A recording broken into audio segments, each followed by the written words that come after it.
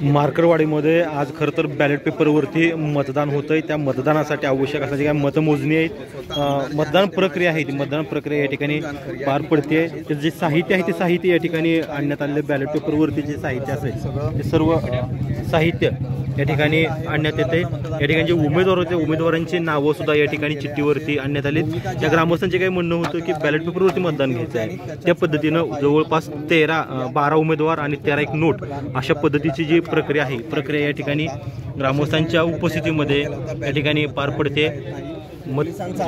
याद्या सुद्धा या ठिकाणी आणण्यात आले, शिक्के या ठिकाणी आणले। खरं तर या सगळ्या गोष्टीला प्रशासनानं खूप मोठा विरोध केलाय। या ठिकाणी बूथ ज्या पद्धतीनं आहेत ते बूथ सुद्धा या ठिकाणी तयार करण्यात आलेत, मात्र या सगळ्याकडं प्रशासनानं विरोध केलाय।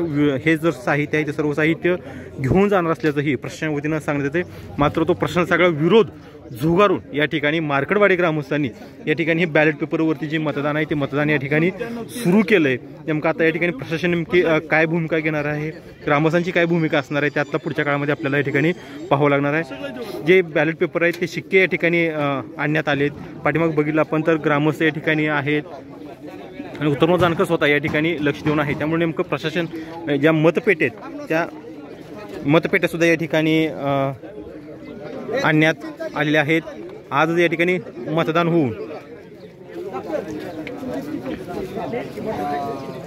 मतदान प्रक्रिया आहे ती मतदान प्रक्रिया या ठिकाणी पार पडते।